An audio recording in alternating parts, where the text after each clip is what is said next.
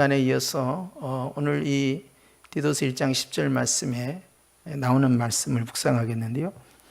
1장 10절 말씀부터는 이제 그레데의 교회, 그다음에 그레데 섬에 살고 있는 사람, 그리고 그레데의 이 문화와 관련된 것을 말씀하고 있습니다.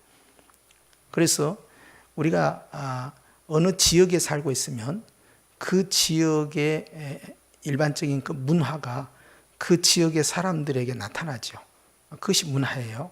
그래서 일반적이고 보편적으로 그것이 존재하게 됐을 때, 그것이 주류가 되었을 때 이제 그것은 완전히 고착화가 되죠. 그리고 이제 그런 속에서 신앙생활을 하는 사람들 안에도 그것이 사상과 생각과 그런 문화가 침투해서 들어오게 됩니다. 근데 우리가 아는 대로 이 그레데 섬은 3개 대륙이 만나는 그런 요충지라고 그랬죠. 그래서 이제 북부 아프리카 지역과 또 위에 있는 이 지중해 앞에 있기 때문에 이 아시아 지역, 그리고 왼쪽 편에 이제 유럽으로 가는 그 길이 함께 어우러지는 3개 대륙의 거점이었다. 그렇기 때문에 문화적 교류가 굉장히 다양했고, 많은 사람들이 이 항해를 할 때는 이 그레데 섬을 반드시 걸쳐서 가는 그런 구조였다. 그러다 보니까 폐쇄적인 공간이 아니라 굉장히 개방적 공간이었고요. 그리고 많은 사람들이 출입을 하고 있었기 때문에 자기들의 정체성보다는 외부에서 유입되는 문화가 그 안에 섬에 정착하게 됩니다. 문제는 이 그레데 섬이 이스라엘 땅과 그렇게 멀지 않기 때문에 많은 유대인들이 이 그레데 섬에 정착해서 살고 있었고, 그들 가운데 일부가 이제 오순절 때 성령 강림 사건의 목격자가 되어서 그리스도를 영접하고 또 그곳에 가서 이제 교회를 세우게 되기도 합니다. 그런데 문제는 그렇게 예수님을 믿고 거듭난 사람들이 그곳에 갔다고 했어요. 그 안에 들어있는 사람의 개인의 성품과 그 문화에서 스며들어온 모든 이 습관들, 생각들을 완전히 차단시키기는 역부족이었다는 거예요. 그렇기 때문에 성령의 이 가르침, 또 성령께서 이끌어 주시는 그러한 삶을 계속 진행시키지 않냐면 결국 내 스스로의 자아의 내면의 아름다운 열매를 맺는 건 어렵게 되는 겁니다. 교회를 다니면서 구원을 받았는데 성장과 성숙이 이루어지지 않고 하나님의 형상을 온전히 닮아가는데 실패하게 된다는 거예요. 그런데 문화가 자체가 완전히 그 섬 안에서 형성된 독특한 이 그레데 섬의 문화가 어떤 형태였느냐 하니까, 그곳에는 교회를 다니는 사람이든 교회를 안 다니는 사람이든 전반적으로 불순종 문화예요. 그 뭐냐면 하나님에 대한 불순종, 이건 교회죠. 그 다음에 교회 밖에서의 불순종은 권위에 대한 도전이 계속 이루어지는 거예요. 그렇기 때문에 질서 자체가 파괴가 됩니다. 그런데 질서가 파괴되어 있고 위쪽 권위, 부모의 권위나 스승의 권위나 또는 그 리더 그룹에 대한 어떤 권위, 이 권위가 무너졌을 때 교회 안에 그대로 들어온다는 거예요. 그러니까 교회의 질서 자체가 파괴가 됩니다. 순종 관계가 완전히 단절되는 거예요. 그렇게 되면 앞에 말한 것처럼 장로를 세우고 감독을 세워도 그런 환경 속에서는 어떤 장로나 어떤 감독도 일을 진행할 수가 없는 거예요. 그러니까 이런 불순종 문화가 이미 그레데 섬 안에 있었고 그것이 교회 안에 그대로 침투해 들어온 겁니다. 그리고 그 문화적인 환경을 이겨내야 되고 또 새로운 교회의 독특한 문화를 만들어내서, 그래서 교회 다니지 않는 사람과 교회 다니는 사람이 전혀 다른 인격과 성품을 유지하고 예수님을 닮아가는 그런 아름다운 모습으로 진행을 시켜야 되는데, 그것이 되지 않냐면 밖에 있는 그 문화를 그대로 안으로 끌고 들어와서 똑같이 예배드리고 똑같이 신앙 고백하고 똑같이 주님을 찬양하지만 그의 내면의 성품은 그리스도의 성품을 담지 못하게 된다. 그랬을 때 나타나는 것이 바로 불순종이라는 열매가 나타난다는 거예요. 에덴 동산에서 선악과를 따먹는 결정적인 그 이유에 대해서 항상 우리는 교만과 함께 불순종이라는 이야기합니다. 불순종은 언약과 관련된 거예요. 언약의 백성에서 이탈했다는 거예요. 오늘날 이 시대에도 말이죠, 권위주의적인 그런 유교 문화에 억압돼 있다가 이제 자유를 만끽하게 되고, 그리고 모든 분야에 있어서 민주화가 일어나면서요, 이 권위주의를 끌어내면서 권위까지 없어져 버리는 그런 시대가 되어버렸어요. 그래서 권위와 권위주의가 통째로 날아가 버리는 그런 상황에서 이제는 주장, 또 자신의 그 이해관계가 달려있는 문제, 이것을 표현하는 것이 아주 익숙해져 버리는, 그래서 그것이 세상 문화에서만 형성되는 것이 아니라 가정 안에서도 이루어지고 교회 안에서도 이루어져서 언제든지 자신의 의견을 표출하는 것이 거침없이 진행한다는 거예요. 하고 싶은 말을 다 하게 되는 거죠. 그러다 보니까 결국 권위에 대해서는 계속해서 내가 저돌적으로 뒤로 받을 수밖에 없는 구조를 형성해 버린 거예요. 그레데 섬에서의 이런 목회 환경은 앞에 완전히 내가 이 교회 시스템에 아주 좋은 종들을 세우겠다, 장로라는 직분을 통해서, 감독이라는 직분을 통해서 말씀 자체를 세우겠다 해도 결국 실패하고 말죠. 왜? 이미 문화 자체가, 교회가 세속 문화로부터 점령을 당하고 있기 때문에 그러합니다. 근데 그런 가치관과 그런 개념이 안으로 들어오는 거예요, 교회 안에까지. 그래서 이것이 이제 불순종이 그레데 섬에 나타난 첫 번째 모습으로 등장합니다. 자, 이렇게 되면요, 말씀을 통해서 은혜를 받지를 못해요. 목회하면서 제일 힘든 건요, 주일날 교회 안 나온 거, 11조 안 내는 거, 이런 관계가 아닙니다. 봉사하지 않는 거, 이거 아니에요. 설교 시간에 은혜를 못 받아요. 왜 못 받는지 아세요? 이미 불순종 관계가 형성되어 있기 때문에 어떤 말도 튕겨나가 버립니다. 그건요, 세면 바닥에다 물을 붓는 것과 똑같아요. 빨아들이지 않대요. 그러니까 빨아들여서 반응을 보이는 피드백이 있어야 되는데 반응이 나타나지 않는 거예요. 그러니까 피리를 벌어도 춤을 추지 않고, 괭가리를 치고 장구를 쳐도 춤을 추지 않는 거예요.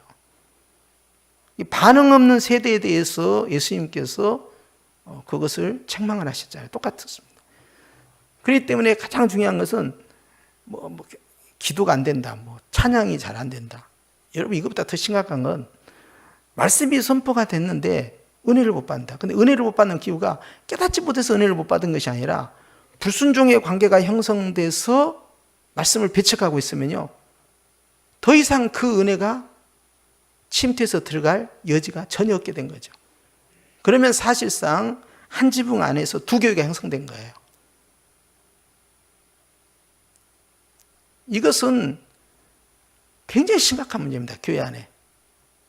결국 그 말씀이 길가빠 땅에 뿌려지는 것과 똑같은 결과를 만들어내고 말아요. 그리고 이 불순종 문화가 교회에서 단순히 끝나는 것이 아니라 그 교회 바깥의 가정으로까지, 그래서 가정 안에서도 이것이 계속 뿌리게 되는데, 이것에 대해서 사도 바울은 불순종하는 아들들에게 역사하는 영이다, 이렇게 함으로써 결국 이 문화는 사단의 문화다 하는 걸 보여줘요. 그래서 불순종의 문화는 바로 뱀이 가져온 결과였어요. 이런 거 있을 때 악한 영들은 어떻게든 하나님의 신적 권위에 도전하게 만들고 또 거기에서 관계성을 파괴시켜버리는구나 하는 걸 알 수 있죠. 그래서 이 불순종 문화가 들어온 것이 첫 번째 그레데 섬의 모습이었다. 그 다음에 두 번째는요, 그레데 섬과 이 교회 안에 나타난 것이 헛된 말을, 입으로 계속 죄를 짓는 거예요. 이 헛된 말이라는 것은요, 거짓말이라는 의미도 들어있고요, 쓸데없는 가증한 말이라는 의미도 있고요, 전혀 상대방에게 유익되지 않는 말을 의미할 때도 헛된 말이라는 용어를 씁니다. 그러면 이제 언어를 통해서 사람이 위로도 받고 격려도 받고 힘을 얻어야 되는데, 일상생활하면서 거짓말을 밥 먹듯이 한다든지, 또는 과장되이 한다든지, 또는 업순여기는 쓴 이야기를 해버린다든지, 이렇게 했을 때 전혀 유익이 없죠. 그런데 그것이 그레데 섬뿐만 아니라 교회 안에서도 이렇게 헛된 말, 거짓말, 그리고 자신을 포장하고 상대를 속이는 말로 등장하는데 아무 영적 유익이 없는 이야기들이 나타난다는 거예요. 언어 생활에 있어서 진실하지도 않을 뿐만 아니라 절제도 안 되는 겁니다. 이것이 이제 문제가 된 거예요.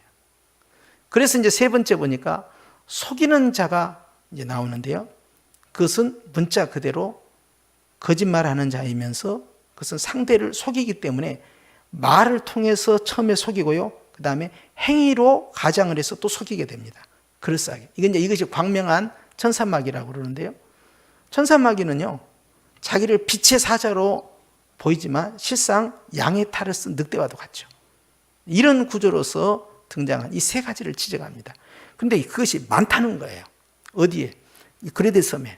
어디에? 그레데 섬 안에 있는 교회 가운데 존재한다. 그것은 그 문화를 극복할 만큼 성숙하지 못했고, 그런 세속의 문화와 가치관, 그런 생활 습관을 완전히 바꿀 수 있는 그런 영적인 내적 힘이 약화되어 있다.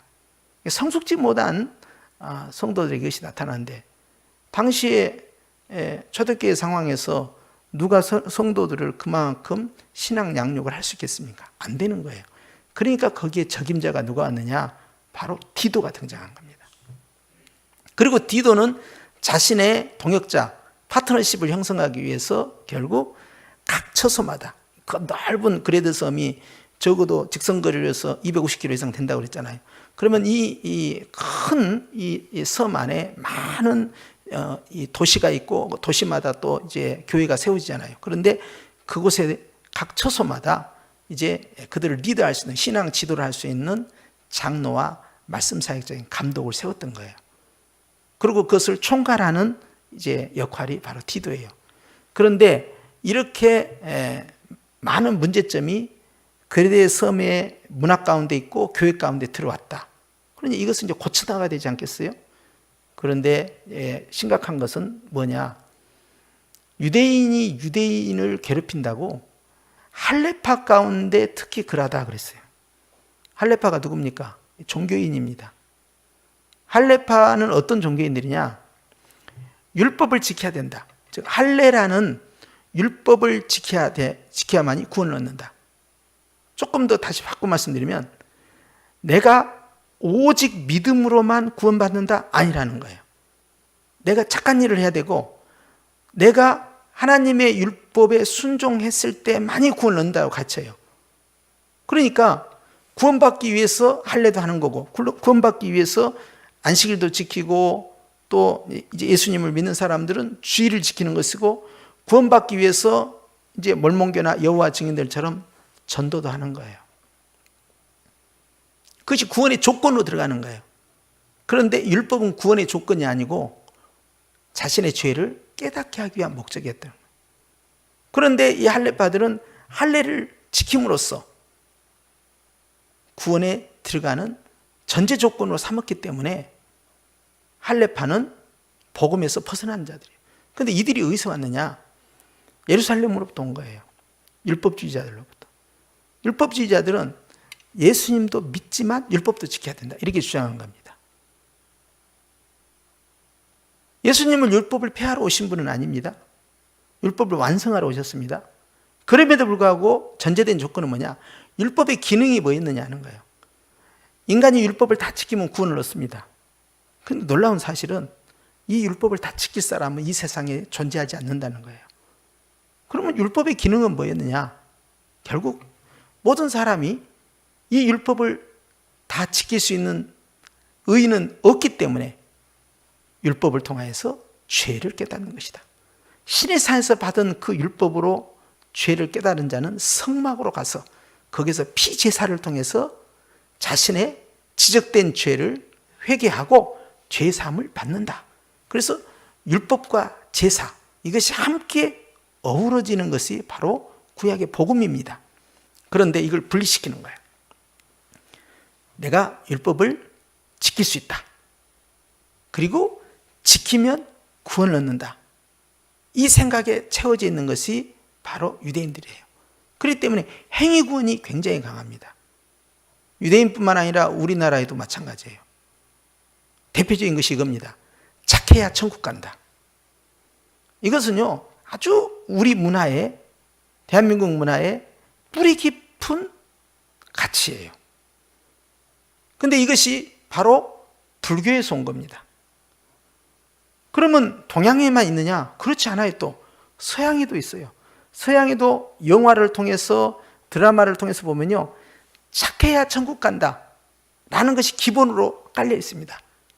이게 뉴에이지 문화에서요, 그것이 나와요. 그러니까 예수 그리스도를 통해서만 구원 얻는다는 것이 깨져버린 거예요. 사람은 그렇게 해도 천국 가지만 예수가 아니어도, 교회를 안 다녀도 착하게 살면, 선하게 살면 좋은 데로 간다 하는 것이 동양에도 있고 서양에도 있어요. 이것이 전부 행위구원입니다. 동서양을 막론하고요, 아주 이 쓴뿌리가요, 사람들 마음 가운데 보편적으로 존재한다는 사실이에요. 이 대단히 심각한 문제죠. 그리고 믿는 사람들 속에도요, 이게 싹 들어옵니다. 자리를 잡아요. 그래요? 착해야 천국 간다. 사단의 속삭임이에요. 어찌하여 너는 나를 선하다 하느냐? 선하신 분은 하나님 외에는 없다. 그 말은 무슨 뜻이에요? 이 세상에 아무도 내가 선하다라고 말하지 말라는 거예요. 이 세상에 율법을 다 지켜서 나는 착한 사람이다라고 말하지 말라는 예수님의 말씀이에요. 즉 착함을 이룰 수가 없다는 거예요. 율법을 다 완성하고 정말 착한 사람은 천국 가지요. 그런데 그것은 불가능하다는 겁니다. 그렇기 때문에 예수님께서 우리에게 오신 것이죠. 그런데 할례파는 바로 그것을 강조해요. 예수님도 믿고 착하게 살아야 되고, 예수님 믿고 그리고 율법을 지켜야 돼. 그래야만이 구원이 완성이 되는 거야. 이렇게 가르치는 거예요. 얼마나 그럴싸합니까? 그러지 않아도 공짜로 밥 먹으면요, 미안해가지고 설거지도 하기도 하고, 공짜로 밥 먹으면 청소도 해주기도 하고, 우리는 미안해서라도 뭐 하니까, 천국 공짜로 가려니까 미안하니까, 뭐 예수님 뭐 좀 도와드릴 거 없습니까? 제가 좀 뭐라도 어떻게 해드려야 천국 갑니까? 그런 것이 무의식 가운데 쫙 들어오는 거예요. 이건 완전히 사단의 속임수고, 이것은 이단의 가르침이에요. 그런데 이 할례파가 어디서 왔느냐 하는 거예요. 예루살렘에 유대인들을 통해서 온 겁니다. 그들은 율법의 가치를 너무 확대한 거예요. 율법의 기능을, 구원을 이루는 목적까지 설정을 해놓고 율법을 지켜야 된다. 613까지 다 지켜야 돼. 그 이상인 것 우리는 지켜야 돼. 이거 지키라고 준 것이니까 못 지키면 안 돼. 우리는 이거 지킬 수 있고 지켜야 된다. 그래야 우리는 천국 간다. 이런 개념이 싹 밀려오고, 일반 보편적으로 동서양을 막론하고 퍼져 있는 것은 착하게 살아야 돼요. 선하게 살아야 좋은 데 간다 라는 것이, 우리나라 같은 경우도 불교나 도교 다 마찬가지예요. 옥황상제 어디서 나옵니까? 염라대왕 어디서 나옵니까? 구간지옥 어디서 나옵니까? 이거 다 도교에서 나온 거 아니에요. 도교, 또 샤머니즘, 그리고 불교, 이게 믹스가 되는 거예요. 그래서 그것이 문화로 정착을 해버려요. 사모제가 어디서 온 줄도 모르고 그냥 뭐 사모제 그런 거예요. 사모제가 뭔데 그게? 알고나 사모제라고 하냐고. 그게 뭔지도 몰라 그냥. 어디서 시작됐는지, 유래가 무엇인지 모르는 거야 그냥. 사구제가 뭔데? 사구제가 뭔지는 아냐고. 그게 왜 천주교에서 그걸 하는 거야? 왜 천주교에서 사모제를 하는 거지? 왜 사구제를 하는 건데? 그게 뭔데? 알고나 하는 거냐 이 말이에요. 아무 상관없어요 교회하고. 그런데 그걸 자연스럽게 받아들여요. 그리고 안 믿는 사람들은 그런 것들 하는 그대로 교회 안에 끌어들인 거예요. 그러니까 교회가 세상을 바꾸는 문화를 만들어내야 되는데 오히려 교회 안에 그런 문화들이 몰려 들어온 거예요. 깨끗이 않는 그런 물들이 교회 안에 들어와가지고 하나님의 생수의 말씀을 희석시켜버린 거예요. 그리고 뭔가가 있어야 된다는 거예요. 우리가 예수님 믿고 예배도 잘 드리지만 그러나 착하게 살아야 된다. 그럼 구원이 조건이 될 수 없다니까요. 구원받은 자가 어떻게 살아야 되느냐에 대한 질문의 답이지, 구원을 얻기 위한 조건이 될 수 없는데 앞뒤가 바뀌어가지고 슬가만히 자리를 잡고 마음 가운데 이루지 않으면 죄의식이 생겨서 착하게 안 살면 혼날 텐데, 착하게 안 살면 내가 천국 갈 수 있을까? 내가 열심히 안 하는데, 내가 예배도 열심히 안 드리고 기도도 열심히 안 하고 헌금도 열심히 안 하고 봉사도 열심히 하는데 내가 과연 천국 갈 수 있을까? 미안해서 어쩔까? 혹시 주님이 안 된다고 하면 어떻게 하지? 뒤죽박죽이 돼버린 거예요. 그냥. 배울 때는 예수 믿으면 구원받습니다. 고개 끄덕였다가 실생활로 돌아갔을 때는 자신이 없는데, 자신감으로 천국 가는 거 아닙니다. 내가 자신감이 있어서 천국 가는 게 아니에요. 내가 자신감이 없어서 천국 가는 거 아니에요. 천국은 내가 결정하는 거 아니에요. 내 감정이 결정하는 거 아니에요. 믿음의 확신이 있기 때문에 천국 가는 것도 아니에요. 내가 확신이 있다고 해서 천국 가고 확신이 없다고 해서 지옥 가는 것도 아니에요. 믿음의 확신이라는 것은 있다가도 없기도 하는 거예요. 그럼 어떻게 갑니까? 하나님의 은혜로 가는 거예요. 근데 하나님이 믿음이라는 선물을 갖다 주면서 겨자씨만한 믿음이라도 들어가야 될 거 아니에요. 예수님을 나의 주님이요 나의 하나님을 네가 믿느냐 하는 거예요. 그 신앙 고백 가운데서 구원이 결정되는 거예요. 그런데 그걸 놓쳐버린 거예요. 그런 가짜 복음, 그런 짝퉁 복음, 그런 거짓말 복음, 그것이 아주 스멀스멀 우리의 생각과 우리의 마음과 우리의 삶의 문화 가운데 사르르 들어오는 거예요. 다 찍어내야 돼요, 이걸. 왜 제가 똑같은 말을 반복하는지 아세요? 구원에 대해서. 오직 예수님만 구원 얻는다는 말을 여러분 몇 번 들었습니까? 수없이 반복하죠. 왜 그래요? 이건 닦아내도 또 생기고 닦아내도 또 생기고, 이 그릇을, 마음의 그릇을 닦아놓으면 또 딴 것이 와가지고 이끼가 되고 또 구정물이 끼고 때가 묻고 그런 거예요. 계속 예수님의 보혈로 씻어놓으면 그래도 착하게 살아야 될 텐데, 근데 내가 정말 천국 갈 수 있을까? 미안해서 어떻게 하지? 이런 생각이 막 들어오는 거예요. 내가 좀 더 했어야 되는데 어떻게 하지? 할례파는요 철저히 행위구원입니다. 이슬람 자체는 전부 행위구원이에요. 행위를 통해서 율법을 지킴으로써 구원받는 거예요. 그러니까 행동을, 액션을 강조합니다. 그런데요 주님은 우리에게 그런 복음을 주신 게 아니에요. 네가 어떻게 하느냐에 따라 결정된 게 아니에요. 네는 결정할 것이 하나도 없어. 왜? 너는 죽은 자예요. 죄와 허물로 죽었던 우리를 살리셨도다. 완료형이 다 죽은 자는 말이 없어요. 내가 어떻게 해서 구원 얻는 게 아니에요. 나는 아무것도 할 수 없어요. 이게 전적 부패, 전적 무능력, 전적 타락이라고 해요. 그럼 어떻게 하느냐? 예수님이 나에게 개입을 해야 돼요. 이건 자력구원이 아닙니다. 완전한 탈핵구원이고요. 신인 협력도 아니에요. 내가 협력할 것이 없어요. 죽어버렸기 때문에. 죽은 자리만. 하나님의 일방적 사랑이에요. 일방적 불가항력적 은혜다. 그래서 주님께서 나를 건져주신 거예요. 그래서 구원을 얻는데 내가 하나님 앞에 자랑할 게 뭐가 있습니까? 그런데 그런 것이 수없이 반복을 해도 스멀스멀 어디에 드라마를 본다든지 영화를 본다든지 또는 일상의 문화를 본다든지 착해야 돼. 그래야 좋은 데가. 그리고 어떤 사람은 또 교회를 안 다니는데 워낙 착하게 살았어. 워낙 봉사도 많이 하고 헌신도 많이 하고 가난한 사람도 많이 도와주고 저 사람도 좋은 데 갔을 거야. 막 이런 생각을 막 하는 거야. 또. 그 다음에 교회를 안 다녔는데 이제 다른 종교를 다녔는데 정말 헌신하고 봉사하고 정말 다른 이웃들을 섬기면서 그렇게 살았어. 저 사람은 좋은 데 갔을 거야. 누가 그런 말 하면 자기도 모르게 그랬을까? 그게 따라가 버려요. 그러니까 내가 어떤 상태인지도 알지도 못하고 어떻게 해야만 구원을 얻는지도 또 잊어버린 거예요. 그런 문화가 교회 안에 들어오는데 그래 대해서 하면 어떻겠냐 이 말이에요. 엉망진창이 된 거예요. 유대인들이 그곳에 살고 있었지만, 유대인들이 회당도 그곳에 있었지만, 그러나 유대인들은 그 그레데 섬의 문화를 뒤집어 바꾸지를 못했습니다. 그리고 교회가 들어가기 시작합니다.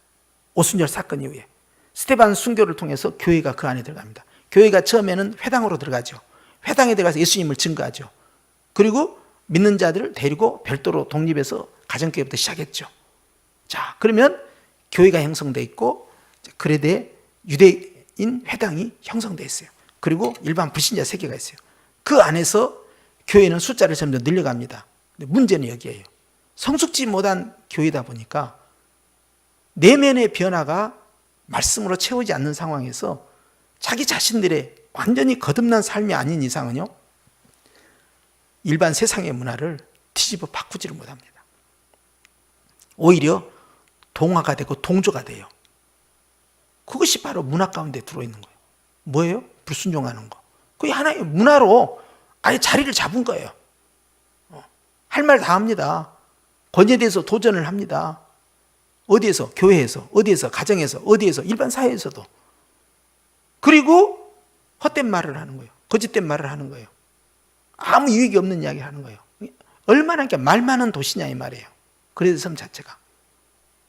그리고 거짓말해서 상대방을 속이니까 그러면 교회 안이나 교회 밖이나 얼마나 사기꾼이 많겠어요. 속이는 이유는 하나예요. 상대방을 것을 가지고 있는 걸 내가 뺏어오기가 목적이에요. 이렇게 하는 상황에서 이제 종교적인 색채가 딱 드러난 것이 바로 할례파예요. 할례파가 들어왔다. 어디에?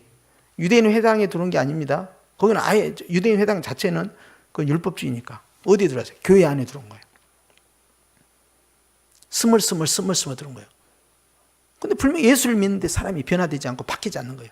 옛날 가치관과 옛날 사상에 물려있고 섬의 문화 가운데 젖어 있어요. 이 짬뽕 문화. 섬은 완전히 짬뽕 문화죠. 3개 대륙의 짬뽕 문화. 그리고 섬에 있고 따뜻한 지역일수록요, 굉장히 개방적입니다. 생각이 개방적이라는 것이 알아요. 생활이 개방적이에요. 그러니까 타락이 일어나요. 성적 타락이. 그런데 이 그레데 섬 안에 있는 교회 가운데 할례파가 침투해 들어가지고 엉뚱한 소리를 계속 하는 거예요. 이제 바울이 화가 났습니다. 디도에게 뭐라고 합니까? 11절을 보니까 그들의 입을 막을 것이다. 자, 이 말이 뭐냐면 그 입 다물어라! 그 말이에요. 그들의 입을 다물게 해라. 그들이 누굽니까? 할례파의 주장에 이미 젖어 있는 그레데 섬의 크리스찬들이에요. 그 입 다물으라는 거예요. 이미 할례파에게 넘어가서 변질된 복음을 가지고 있는 성도들이 교회 안에 존재한다는 거예요. 그리고 그들이 가르칩니다. 이런 자들이, 자, 목적이 드러납니다. 자, 이 앞에는 10절에는 이 사람들이 불순종하고 헛된 말을 하고 속인다고 했죠. 근데 11절에는 이런 자들이 더러운 이득을 취하여, 이득이라는 것은 재물, 돈, 이런 걸 의미하는 거예요. 그러니까 순수하게 교리 논쟁을 하고 있는 게 아니에요. 나는 율법주의자, 너는 완전히 예수님의 믿음으로 구원을 얻는다는 이 복음에 있는 자, 이런 것이 아닙니다. 결국 돈 문제가 나오고 재물의 문제가 나오는 거예요. 더러운 이득을 취하려고 한 자예요. 아하, 교회 안에서 장사꾼이 발생한 거예요. 유대인들이 가지고 있는 최고의 장점이요, 경제입니다. 지금도 전 세계의 경제를 휘어잡고 있는 것이 유대인들이에요. 경제에 굉장히 박습니다. 그리고 아브라함과 이삭과 야곱이 다 사업가들이에요. 다 경제인들입니다. 이 사람들이. 순수 종교인들이 아니잖아요. 다 사업한 사람들이에요. 그것도 크게 사업을 한 사람들이에요. 재벌들입니다. 유대인들은요, 유독히 다른 민족보다 우리나라 같은 경우는 이 성리학이나 유교의 영향이 있어가지고요, 이 산업공상, 기술이나 장사하는 거나 이런 걸 업신적인 거예요. 그런데 유대인들은 그게 아닙니다. 기술이나 이런 장사하는 거, 경제를요, 절대 천시하지 않습니다. 오히려 어렸을 때부터 그걸 가르쳐요. 그런데 그 유대인들이 타락했을 때는 어떻게 되겠습니까? 경제적인 이득을 얻기 위해서 교리를 이용해서라도 상대방을 미혹하는 거죠. 결국 이 할례파 사람들이 그레데 교회 안에 들어와가지고요, 더러운 이득을 취하는 목적으로 교리로 미혹한다는 거예요. 그러니까 이단에 오늘날 빠져 있는 사람들은요, 뭐 구원론 때문에 빠졌다, 뭐 때문에 빠졌다 그렇게 하지만요, 결국 그 이단의 교주들이 가지고 있는 거 뭡니까? 신천지든 또는 어떤 전도관이든 이단에 빠진 사람들이 가지고 있는 특징은 뭐예요? 경제적 이득을 착취해서 자기 것으로 갖고 가는 거예요. 누구에게? 교주에게 집중하는 거죠. 다. 그래서 더러운 이득을 취하려 하는 자들이에요. 자기 것을 나눠주는 게 아니에요. 이만희 같은 경우 어떻게 했어요? 어떻게 가르쳤습니까? 이만희는 가난하다, 돈이 없다, 내 이름으로 된 재산이 어디 있냐, 내 이름으로 된 집이 어디 있냐, 내 이름으로 된 재물이 없다, 그렇게 주장했잖아요. 그것이 속임수였죠. 법인으로 만들어 놓고 다 본인이 장악한 거예요. 그리고 사람들한테 나는 하나도 없다, 나는 욕심이 없는 자다, 이렇게 가르친 거예요. 여기 얼마나 많이 미혹됐어요. 자, 더러운 이득을 취하려 하고 그 다음에 보니까 마땅하지 아니한 것을 가르쳐. 마땅하지 아니한 것은요, 그것은 거짓 교리를 가리킵니다. 그 다음에 어떤 일이 벌어집니까? 가정들을 온통 무너뜨린다 그랬어요. 개인을 무너뜨리는 것이 아니라 가정이라는 사회의 가장 기초 단위인 이 가정, 이것을 통째로 무너뜨려요. 오늘날도 이단들은요, 항상 가정을 파괴시켜 버립니다. 개인을 통하여 가정을 파괴시켜요. 그런데 또 하나의 주목할 부분이 있는데요, 이건 우리가 생각하는 그냥 패밀리가 형성되어 있는 가정 한 가정만 생각하지 말고요, 당시에 초대교회는요, 다 가정 중심의 교회였어요. 결국 가정들을 깨뜨리게 되면 어떻게 되냐면, 우리로 말하면요, 구역 예배를 드릴 수 없도록 거기에 모이는 성도들을 기초 단위로 다 와해시켜 버린다는 거예요. 이것이 문제죠. 그러니까 교회 안에 있는 작은 교회들을 다 무너뜨려 버렸다 하는 거예요. 무엇으로? 바리새인들의 거짓말로. 그리고 단순히 교리로 미혹한 것이 아니라 결국은 돈 문제가 걸려 있고, 경제 문제가 들려 있고, 재물 문제가 들어 있고, 그것을 빼앗아간다는 거예요. 자, 이와 같은 악행이 교회 안에 존재하는데, 이거에 대해서 디도 네가 지도를 해야 된다. 그의 동역자들이 생겼죠? 바로 장로와 감독들입니다. 이들과 함께 이 일을 진행해야 한다는 거예요. 조금만 더 하면요, 그들에 대해서 12절에 이제 보면요, 이것이 단순히 그레데 교회의 문제가 아니라 그레데 섬 전체의 문화라는 걸 알 수 있는데요, 12절에 보면 그레데인의 어떤 선지자가 말을 했습니다. 자, 누구라고는 되어 있지 않지만 선지자가 이렇게 말했어요. 그레데인들은 항상 거짓말쟁이며, 근데 그것이 교회 안에 들어온 겁니다. 악한 짐승이라고 그랬어요. 사람 보고 악한 짐승이라고 그랬어요. 악한 짐승은 사나운 짐승, 포악한 짐승, 막 굶주려가지고 막 잡아 뜯어먹는 짐승이 있죠. 그런 문화, 양육강식의 문화가 상대방을 배려하지 않고 오직 자신만을 위해서 존재하잖아요. 그런 문화가 교회 안에 이미 들어와 있다는 거예요. 그레데의 문화가. 그 다음에 배만 위하는 게으름뱅이다 그랬어요. 배만 위한다 할 때는 욕심이잖아요. 탐욕이잖아요. 그런데 게으름뱅이라는 것은 뭡니까? 영적인 일에 있어서 전혀 투자하지 않는 사람이에요. 착하게 삽시다, 깨끗하게 삽시다, 거짓말하지 맙시다, 시끄럽다, 안 받아들이는 거예요. 그러니 자, 그런 문화가 교회 안에 들어왔는데, 교회에서 예수님을 믿는 사람들이 어떻게 살아야 되는가에 대해서 말씀을 전파할 때 받아들이겠습니까? 교회 다니면 돈 번다며, 교회 다니면 잘 산다며, 교회 다니면 집 산다며, 교회 다니면 승진한다며, 교회 다니면 사업에 성공한다며. 그런데 왜 그런 이야기 안 하고 딴 이야기만 하는 거야? 근데 유대교회 예루살렘에서 온 사람들 이야기 들어보니까 그 사람들은 너 돈 벌고 싶으면, 너 잘 먹고 잘 살고 싶으면, 너 성공하고 싶으면 그렇게 하나님을 믿으면 안 되고, 하나님 믿을 때는 네가 하나님 앞에 순종돼야 되니까 할례도 하고 네가 율법에 가르친 대로 그렇게 해야만이 네가 진정으로 복을 받는 거야 라고 가르친다는 거예요. 바로 삶 가운데에서 자신의 배만 채워가는, 영적으로 게으름뱅이, 이런 사람들은 복음을 받아들이지 않는 것이죠.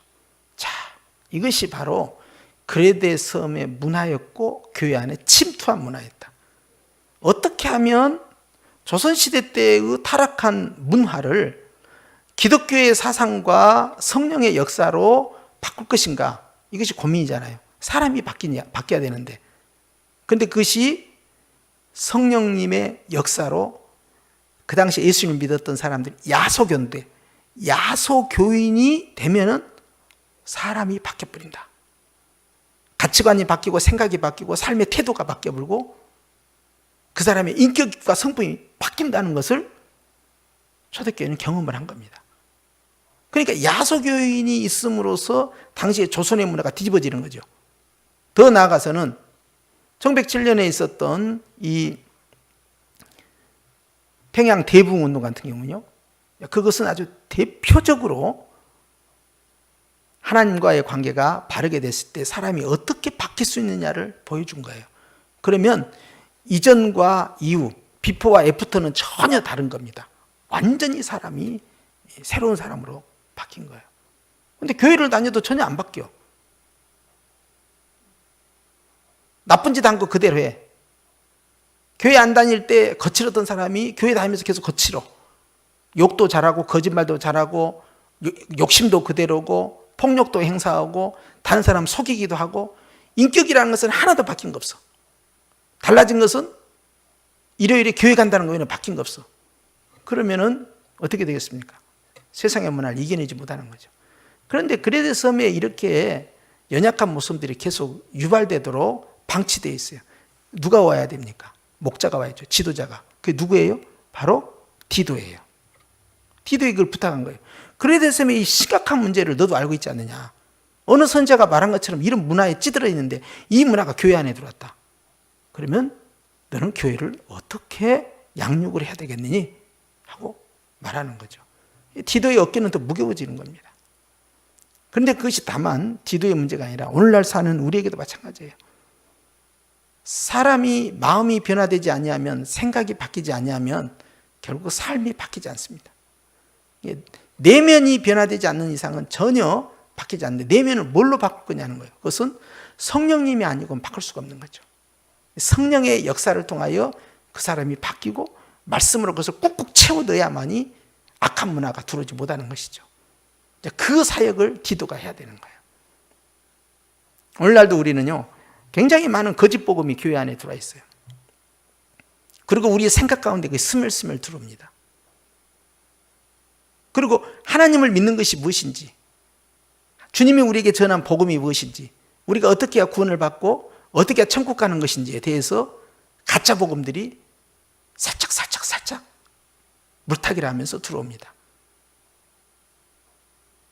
그런 것들을 정결케 쓸어내버리는 작업들이 진정한 이 진리 가운데 서 있는 교회가 된다는 거예요.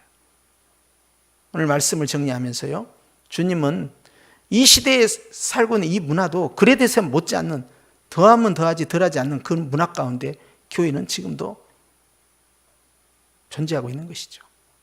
이제 교회는 소돔과 고모라보다 더한, 그레데섬보다 더한 이 현대의 문화와 문명 속에서 교회는 자신의 정체성을 어떻게 지켜가고 성도들은 자신의 마음을 어떻게 관리하고 삶을 어떻게 바꿔갈 것이냐, 계속 우리에게 질문을 하시는 거예요. 이 모습으로는 안 된다는 것입니다. 왜? 구원을 이미 받았기 때문에 구원받은 자의 아름다운 문화를 형성해내야 된다는 거예요. 어디서? 교회 안에서. 어디서? 가정 안에서. 어디서? 사회 안에서 만들어내라. 그래서 네가 감으로써 거기에서 주님의 복음의 빛이 나타나야 된다 하는 거란 거죠. 근본적인 내면의 가치관의 변화와 심령의 변화를 받지 않으면 불가능한 것입니다. 저는 이 디도가 가졌을 마음의 이 심적 부담감, 야, 내가 이거 정말 이거 잘할 수 있을까? 이 거친 사람들, 정말 이 녹록지 아니한 이곳에서 과연 전도사역과 이 목회사역을 잘 감당할 수 있을까? 부담을 많이 느꼈을 것 같아요. 그런데 그런 내용은 나오지 않고요, 바울은 가장 적임자 디도, 너에게 그것을 맡긴다 하고 성경에 남겨놨다는 사실이에요. 오늘 우리의 삶 가운데서 주님이 칭찬하실 만한 그런 그리스도의 마음을 품는 아름다운 문화가 계속 형성돼 가기를 주님으로 축원합니다. 기도하십시다.